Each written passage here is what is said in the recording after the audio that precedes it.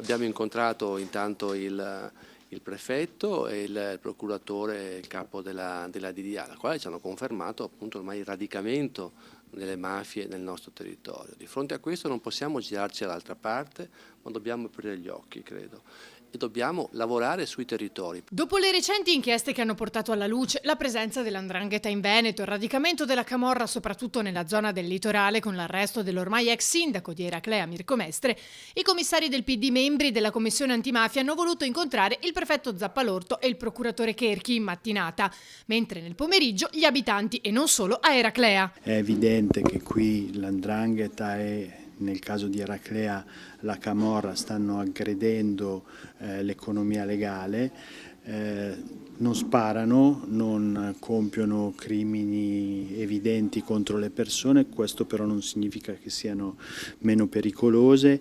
I soldi che provengono dalla droga o da altre attività illecite che inquinano l'economia legale, le imprese di questo territorio rischiano di mettere a repentaglio la democrazia e la convivenza civile. Per questo bisogna accendere un faro. Per questo chiedono una commissione antimafia nella nostra regione, che da tempo viene caldeggiata ma senza esito. Io credo che su questo, proprio per fare un lavoro trasversale che coinvolga tutte le forze sane della società, sia necessario anche istituire nel Veneto una commissione antimafia, nella regione, come c'è in tante altre regioni. Io credo che questo sia un'emergenza e una necessità della nostra regione, non per criminalizzare un territorio, ma per comprenderlo, per capirlo meglio e per parlarne, perché di fronte a questi fenomeni non si può stare zitti, ma bisogna iniziare a parlarne con tutti.